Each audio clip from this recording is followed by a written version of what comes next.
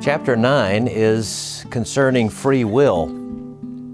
The first paragraph describes our human wills that we're born with, the physical ability that every human being has to make choices and so forth. And that is not really the question before us in this chapter. The matter of free will versus a bound will, or a will that is in bondage, is how much liberty is there to make choices that please the Lord? How much ability do we have to choose righteousness?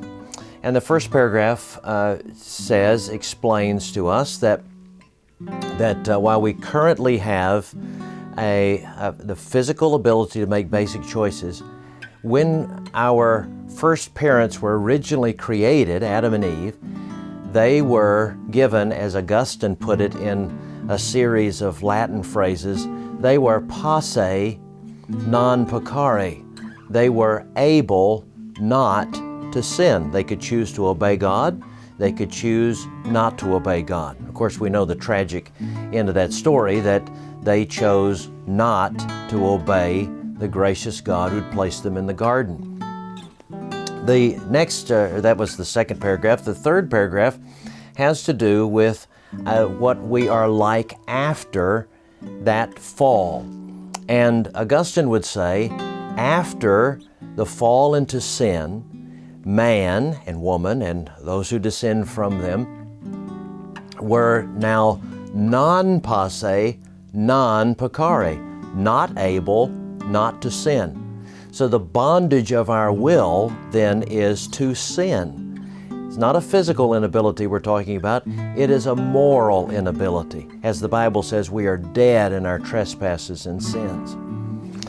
But the good news is that when God saves us, He gives us a new will. He renews our will. And He enables us then to become posse non peccare again, able not to sin.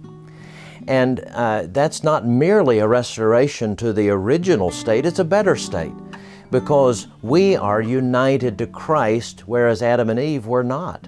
We are united to Christ, which guarantees the success ultimately of our sanctification. So while there is indwelling sin and we battle the flesh, we will eventually be, as the last paragraph says, able never to sin again, or as Augustine says, non posse peccare, not able to sin. So by our union with Christ, through faith in Jesus Christ, we have the prospect now of living in response to grace, choosing righteousness, and the anticipation someday when we arrive in heaven to be in a glorified state where we will no longer ever be able to sin.